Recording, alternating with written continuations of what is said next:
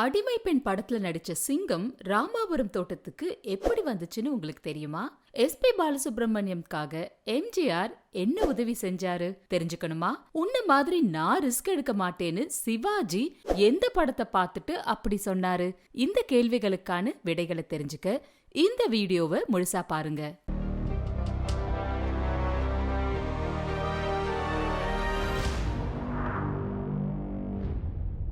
தனி ஒரு நடிகர் இவ்வளவு பெரிய அளவுல ரிஸ்க் எடுத்து இப்படி படம் எடுத்திருக்காரேன்னு ஆச்சரியப்பட்டு, நான் கூட இவ்வளவு ரிஸ்க் எடுக்க மாட்டேன் அப்படின்னு அடிமை பெண் படத்தை பார்த்துட்டு மனசு விட்டு எம்ஜிஆரை பாராட்டினாராம் நடிகர் திலகம் சிவாஜி கணேசன். இந்த படம் 1969 மே 1 தொழிலாளர் தினத்தன்னைக்கு வெளிவந்து தமிழகத்துல இருக்கிற திரையரங்குகள்ல வெள்ளி விழா கொண்டாடுச்சான். 1966 சத்யா மூவிஸ் தயாரிச்ச நான் ஆணையிட்டால் படத்துல எம்ஜிஆரும் சரோஜா தேவியும் ஆடி பாடுற நல்ல வேளை நான் பிழைத்துக் கொண்டேன் என் காதலை உன்னிடம், இந்த பாடல்ல விரைவில் வருகிறது அடிமை பெண் அப்படிங்கிற விளம்பரத்தை காட்டுவாங்களாம். அந்த விளம்பரத்துக்கே தியேட்டர்ல விசில் சத்தம் பறக்குமா. இந்த படத்துல எம்ஜிஆரை போலவே ஜெயலலிதாவுக்கும் இரட்டை வேஷம். ஜெய்ப்பூர் பாலைவனத்துல முழு படப்பிடிப்பும் நடத்தியிருக்காங்க. இதுல கொடுமை என்னன்னா, சுட்டெரிக்கிற வெயில்ல கால்கள்ல செருப்பு கூட இல்லாம எம்ஜிஆரும் ஜெயலலிதாவும் ஆடி பாடுற காட்சிகள் அற்புதமா படமாக்கப்பட்டிருக்கும். KV மகாதேவன் இசையில கவிஞர் அவினாசி மணி எழுதின காலத்தை இந்த பாட்டு மக்கள் மத்தியில ரொம்பவுமே பிரபலமாச்சு. புலவர் புலமை பித்தன் எழுதின 1000 நிலவே வாங்குற இந்த பாடலை தான் முதல்ல எம்ஜிஆருக்குன்னு தமிழ் திரையில பாடி எஸ்பி பாலசுப்ரமணியம் பின்னணி பாடகரா அறிமுகமாகி அதிக புகழ் பெற்றாருன்னு சொல்லலாம். ஒரு மாற்று குரல் வேண்டுங்கிறதுக்காக எம்ஜிஆர் எஸ்பிபியை செலக்ட் செஞ்சிருந்தாராம். அப்ப பார்த்து எஸ்பிபிக்கு உடம்பு சரியில்லாம போயிடுது. எம்ஜிஆர் பரவாயில்ல, அதனால என்ன, அவர் உடம்பு சரியாயிட்டு வரட்டும்னு வெயிட் பண்ணியிருக்காராம். இந்த சம்பவத்தை பத்தி பேசும்போது எஸ்பிபி, அது என் வாழ்நாளின் துவக்கமாகவும் புரட்சி தலைவரை என்னாலும் மறக்க முடியாத ஒரு நாளாகவும் இருந்ததுன்னு தான் அந்த படத்துக்கு பாட்டு பாடின அந்த நாளை பத்தி ரொம்பவுமே நெகிழ்ச்சியா சொல்லியிருக்காரு. இந்த படத்துல ஆலங்குடி சோமுவோட இந்த பாட்டுல கை கால்கள் விலங்கு பிணைக்கப்பட்டு ஆத்துல குளிச்சுட்டு இருக்கிற தன்னோட தாயான பண்டரிபாய எம்ஜிஆர் பார்க்க போற காட்சி ரொம்பவுமே உருக்கமா படமாக்கப்பட்டிருக்கும். அப்போ எம்ஜிஆரோட அம்மாவான பண்டரிபாய் எல்லா பெண்களின் விலங்குகளையும் அகற்றிவிட்டு பிறகு என்னுடைய விலங்கை அகற்றவா மகனே அப்படின்னு கட்டளையிடுவாங்க. இந்த காட்சி பல பேருக்கு பிடித்தமானதா இருக்கும். அடிமை பெண் படம் மூலமா தான் அவினாசி மணி, புலமை பித்தன் உட்பட பல புது பாடலாசிரியர்கள் தோன்றினாங்க. முதலா ஜெயலலிதா அவர்கள் இந்த படத்துல தான் கவிஞர் வாலியோட அம்மா என்றால் அன்பு அப்படிங்கிற பாடலை பாடி பின்னணி பாடகியாகவும் அறிமுகமாகி இருப்பாங்க. அடிமை பெண் படத்தோட கதை என்னன்னா, வேங்கை மலைன்னு ஒரு மலை இருக்கும். அதுல ரொம்ப அன்பா ராஜா ராணி வாழ்ந்துட்டு இருப்பாங்க. அந்த ராணி கிட்ட தவறா நடக்க செங்கோடன் அப்படின்றவன் முயற்சி பண்ணுவான்.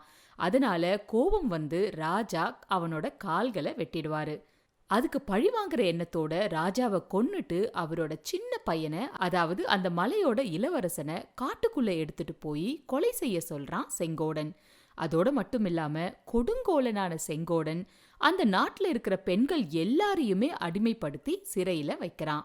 குழந்தைய கொண்டு போன காவலர்கள் கொல்லாம ஒரு குகைக்குள்ள அந்த குழந்தைய விட்டுடுறாங்க. அந்த குகைக்குள்ளேயே கூன் முதுகோட வளர்ந்த குழந்தை வாலிபனாகி வேங்கையனா வெளியில வரும்போது அங்க இருக்கிற குறிஞ்சி நாட்டு பெண்ணான ஜெயலலிதா அவரை கண்டுபிடிச்சு பாதுகாத்து அவரோட கூன் முதுக நிமிர்த்தி அவருக்கு எல்லா விதமான வித்தைகளையும் சொல்லி கொடுத்து வீரனாக்கிடுறாங்க. அதுக்கப்புறமா வேங்கையன் தன் தந்தையை கொன்ன செங்கோடனை பழிவாங்கி சிறைப்பட்ட பெண்களையும் நாட்டையும் விடுதலை செய்யற படம் தான் அடிமை பெண். ஜெயலலிதாவோட மடியில படுத்துட்டு ஒரு குழந்தைய போல எம்ஜிஆர் அடம் பிடிக்கிற காட்சிகள் அந்த காலத்துல பெண்களுடைய ஆரவாரத்தையும் அவருக்கு வாங்கி தந்துச்சுன்னு சொல்லலாம். சங்கரோட இயக்கத்துல நடிகர்கள் அசோகன், சோ, சந்திரபாபுன்னு பலர் நடிச்ச அந்த படம் அந்த காலத்திலேயே 230 லட்சம், அதாவது சுமார் 2,30,00,000 ரூபாய் வசூல அள்ளி கொடுத்திருக்கு. இந்த படத்தோட கடைசி சீன் செம்ம ஹிட்டுங்க.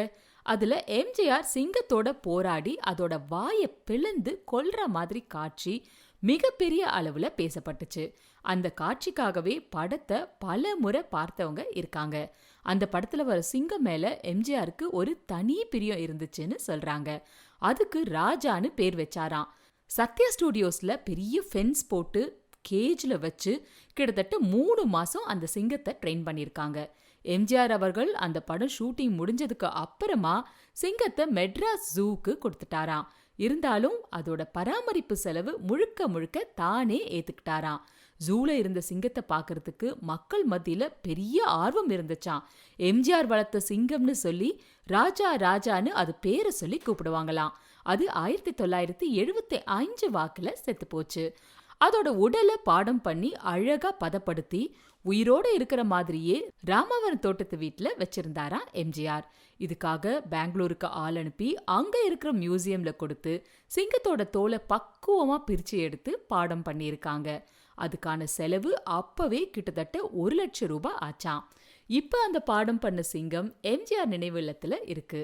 பார்வையாளர்கள் மத்தியில செத்ததுக்கு அப்புறமா கூட அது ஒரு பெரிய அட்ராக்ஷனா இருக்குன்னு எல்லாரும் சொல்றாங்க. அது எம்ஜிஆர் வளர்த்த சிங்கம்பா, அவரோட பழகுச்சு, அதனாலதான் அவரை ஒண்ணுமே செய்யாம அந்த காட்சியில நடிச்சதுன்னு மக்கள் அப்ப ரொம்ப வாய பிளந்து ஆச்சரியத்தோட பேசியிருக்காங்க. இந்த காட்சி எதோட இன்ஸ்பிரேஷன் தெரியுமா? உலக நாகரிகத்தோட தொட்டில்னு சொல்லப்படுற கிரேக்க நாட்டுல வட்டமா அரங்குகள் இருக்கும். அதுல அடிமையா இருக்கிற ஆண்கள் சிங்கத்துக்கிட்ட சண்டை போடுவாங்களாம்.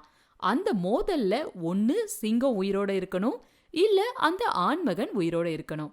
யாராவது ஒருத்தர் சாகர வரைக்கும் சண்டை போயிட்டே இருக்குமா. இந்த சண்டையெல்லாம் அந்த காலத்துல இருந்த பிரபுக்கள் கேலரியில உட்கார்ந்து பார்த்து ரசிப்பாங்களாம். இது ஒரு கொடூரமான பொழுதுபோக்கு. இத பின்னணியா வச்சுதான் தமிழ் திரையுலகத்துல ஒரு புதுமையான படமா எம்ஜிஆரோட சொந்த தயாரிப்புல சத்யா மூவிஸ்ல உருவான படம் தான் அடிமை பெண்.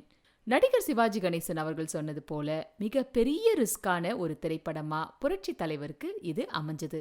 ஆனாலும் இதோட ரிசல்ட்ஸ் எக்ஸ்ட்ராடினரியா இருந்ததுன்னு சொல்லலாம். அடிமை பெண் படம் ரசிகர்கள் மத்தியில சக்க போடு போட்டுச்சு. அதோட மட்டும் இல்லாம பல விருதுகளையும் வாங்கி குவிச்சது.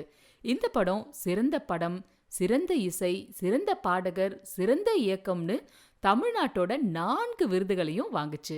கூடவே பிலிம்ஃபேர் விருதையும் தட்டிட்டு போச்சு. எம்ஜிஆர் பற்றிய பல சுவாரஸ்யமான தகவல்களை தெரிஞ்சுக்க இணைந்திருங்கள் நியூஸ்பிக்ஸ் இந்தியா சேனலோடு. என்றென்றும் எம்ஜிஆர் பகுதியோடு. நன்றி, வணக்கம்.